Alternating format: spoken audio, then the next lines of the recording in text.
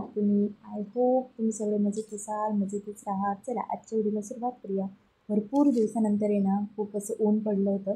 कारण बाप्पा जसे आले होते ना, तसं ते सोबत पाऊस घेऊन आले होते.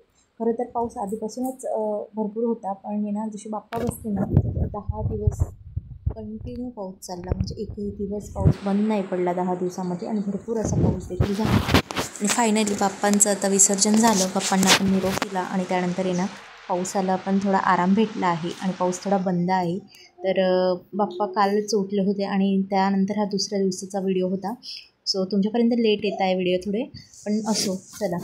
छान ऊन पडलं होतं ना, म्हणून मी 1-2 गोधडी देखील धुवायला काढल्या होत्या. म्हटलं आणि उशीरच झाला आज उठायला. सध्या प्रॉब्लेम पण आला. बाप्पा उठले नेमकं आणि दुसऱ्या दिवशीच ते बरं झालं बाप्पा उठल्यानंतरच थोडं माझं प्रॉब्लेमचं झालं. असो चला. रात्रीच मूग टाकले होते भिजायला आणि मोड काही आलेले नव्हते त्यांना. तर अजून 2-3 तास ठेवले असते ना, तर छान मोड आले असते. पण म्हटलं जाऊ द्या, गार्गीला स्कूलला उशीर होईल म्हणून मी तिला चिल्ले बनवून देणार होते त्या मुंगाचे.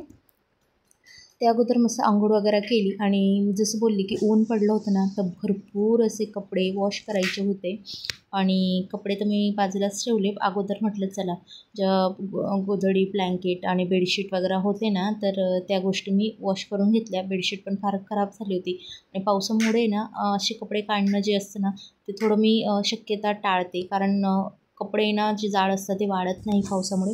पण म्हटलं आज ऊन पडलं आहे, तर बऱ्यापैकी सगळे व्यवस्थित धुतलं जाईल. आणि टेडी पण धुवून घेतला होता. त्यानंतर मी इकडे चिल्ला बनवायला घेतला, कारण गार्गीच्या टिफिनचा वेळ झालेलाच होता. तिचं स्कूल लगेच अर्ध्या तासात स्कूल होती तिची. तिला रेडी पण करायचं होतं, टिफिन पण करायचं होतं आणि बऱ्याचशा गोष्टी असतात.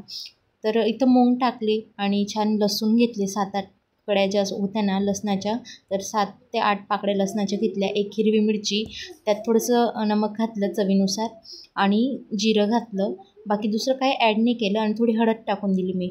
मिक्सरच्या भांड्यामध्ये छान आपल्याला आधी दळून घ्यायचं आहे ते आणि मग नंतर ना थोडं थोडं पाणी घालून त्याला छान बारीक त्याची पेस्ट बनवायची आहे.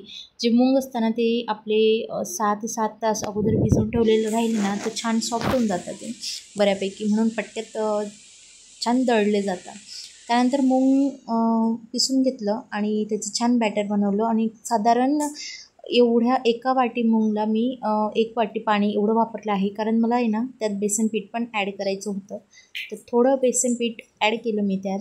तुम्हाला जर नसेल ना बेसन पीठ ॲड करायचं, तर तुम्ही फक्त पाण्याचं प्रमाण कमी घेऊ शकता. म्हणजे 1 वाटी मूग जर असेल ना, तर अर्ध्या वाटी पाणी मिक्स करा त्यात. आणि जर तुम्हाला थोडं बेसन वगैरेचं पीठ ॲड करायचं असेल ना, तर 1 वाटी पाणी टाका. तर मी जास्त नाही, पण थोडंसं चणा डाळचं पीठ टाकलं होतं आणि तुम्ही पाहू शकता असं काहीतरी बॅटर आपल्याला ठेवायचं आहे. त्यानंतर आहे ना कोणताही लोखंडी तवा घ्या किंवा जो डोस्यांचा तवा असतो किंवा साधा पण तवा जो असतो ना, त्याच्यावरती पण छान निघतं आहे. आता कोणी याला चिल्ले म्हणता, कोणी हेंड्या म्हणता, कोणी ढिंडरे म्हणता. आता ज्याच्या त्याच्या पद्धतीने बऱ्याचशा व्हिडिओमध्ये मी हे बनवत असते, कारण हे सोपं असतं बनवायला आणि खायला पण खूप मस्त लागतं. तर वेगवेगळी नावं असतात. सो मी तर इथं चिल्लाच म्हणते आणि आमच्याकडे हेंड्या पण म्हणतात आणि कोणी कोणी यांना ढिंडरे पण म्हणतात. फक्त नावं वेगवेगळे असतात, प्रकार एकच असतो. चला असो, छान मस्त काढून घ्यायचं आहे आणि सुरुवातीला तेल घालायचं तव्यामध्ये, म्हणजे जेणेकरून हे ना ते तसं तर लटकत नाही ते खाली, पण लटकायला नको, म्हणजे चिपकायला नको पाहिजे तव्याला, म्हणून आहे ना त्याला थोडं तेल घालून घ्यायचं आहे असं. त्यानंतर छान मस्त एक एक करून सगळे ढिंडरे काढून घेतले आणि आज आहे ना हाच नाश्ता पण करायचा होता आणि गार्गीच्या टिफिनला पण हेच द्यायचं होतं. अशा पौष्टिक गोष्टी ज्या असतात ना, तर मुलांना दिल्या की बरं असतात. तुम्ही यात अजून कोथिंबीर पण घालू शकता दळायच्या वेळेस, पण माझ्याकडे नव्हती म्हणून मी घातली नाही. पण राहिलं ना तर अजून भारी लागतं आणि अजून म्हणजे ना एकदम सॉफ्ट होतात ते. तुम्ही पाहू शकता इथे एवढं फटक्यात होत आहे, कुठे तुटत नाही, काय नाही. असे म्हणजे ना झटपट होणारी गोष्ट आहे. बाकीचे मूग आहे ना मी बाजूलाच काढून ठेवले होते, कारण बाकीच्यांची मला भाजी बनवायची होती, सो त्याच्यासाठी. आणि टिफिनला आणि फक्त 1-2 नाश्त्यापुरतीच बनवायची होती, म्हणून मी 1 वाटीच्या साधारण अंदाजे मूग घेतले होते, जे की गार्गीच्या टिफिनला 2 आणि नाश्त्याला असे 2-3 बनतील. तर साधारण 1 वाटीमध्ये तुमचे 5 मोठे जे असतील साईजचे, तर 5 चिल्ले होऊन तयार होता मोठ्या साईजचे आणि छान लागतात ते खायला. टिफिन इथं मी रेडी केला. त्यानंतर आम्ही निघालो गार्गीला स्कूलमध्ये सोडण्यासाठी. आम्ही रस्त्याने जाता जाता थोडं 1-2 क्लिप घेतली मी गार्गीची.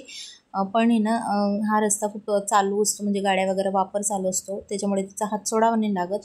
आणि असं मी तिला पोचून आले. त्यानंतर घरी आल्यानंतर हे डेकोरेशनचं जसं तसंच पडलेलं आहे. तर हे आता 3 ते 4 दिवस असंच पडून राहील आणि तुम्हाला नेक्स्ट ब्लॉगमध्ये मिळेलच ते बघायला, जेव्हा मी व्हिडिओ बनवेल ना डेकोरेशन वगैरे सगळं आवरायचा. आणि थोडी माहिती पण देणार आहे मी नेक्स्ट व्हिडिओमध्ये की डेकोरेशन कसं काय केलं होतं असं. त्यानंतर तिला सोडून आल्यानंतर आहे ना मग घरी आलो होतो आम्ही. आणि आत्ता मी तुम्हाला डेकोरेशन वगैरे दाखवलं आणि स्वयंपाकाला लागले होते मी. तर इथं मूग वगैरे बनवायला घेतला आणि गार्गीचे पप्पा आलेलेच होते. सो हे मॅवनीच आणली होती त्यांनी टेस्ट करायला, सॅम्पल होतं ते. तर टेस्ट करून पाहत होते मी कसं लागतं आहे. तर खरंच खूप छान लागत होतं. म्हणजे मी फर्स्ट टाईम अशी मॅवनीज खाल्ली की ज्यात आहे ना चिली फ्लेक्स, ऑर्गॅनो सगळंच काही मिक्स मसाल्यासारखंच लागत होतं ते एक प्रकारे. खरंच खूप भारी होतं, टेस्टी होतं.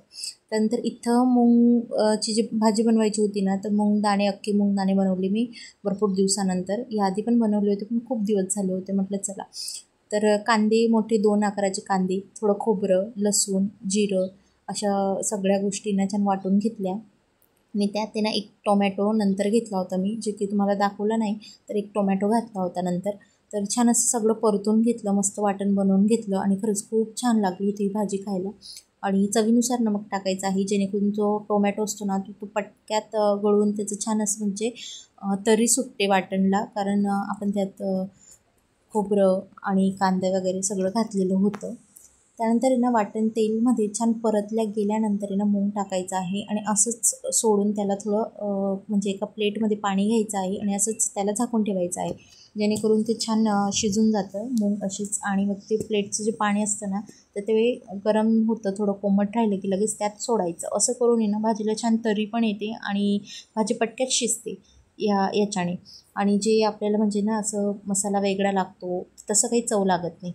जोपर्यंत भाजी होत होती तोपर्यंत पोळ्या पण मी करून घेतल्या. कारण आहे ना एक साईडला पोळ्या आणि एक साईडला भाजी झाली ना तर पटक्यात कामं होऊन जातात आपले.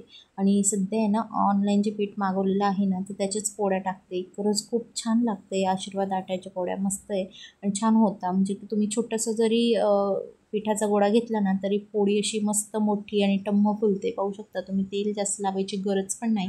आणि असं करून एक एक करून सगळ्या पोळ्या लाटून घेतल्या आणि सगळा स्वयंपाक उरकवला. दुपारी ना बराच वेळ राहतो, तर दुपारच्या वेळेमध्ये ना काही कामं होत नाही. वेळ भरपूर असतो पण काही कामं होत नाही, कारण मुलं घरी राहिली ना टाईमपास होतो आणि आपल्याला पण आहे ना जेवणानंतर कंटाळा येतो. माझ्यासोबत नेहमी असंच होतं, जेवणानंतर मला खरंच खूप कंटाळा येतो. दुपारी काही शूट केलं नाही, जेवण वगैरे झाले आणि रात्री ना थोडं भाजीपाला आणला होता आणि तोच मी रचायला घेतला.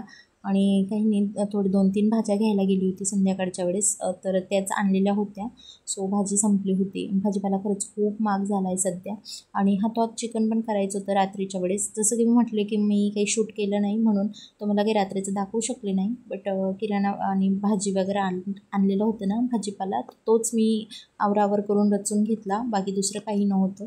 त्यानंतर आहे ना इथं कांदे, बटाटे हे सुद्धा जास्तच घेऊन आली होती यावेळेस, कारण ना लागणारी गोष्ट आहे ती जास्त लागते मला. त्यानंतर थोडं आहे ना गार्गीचं पण प्यायचं सामान होताच.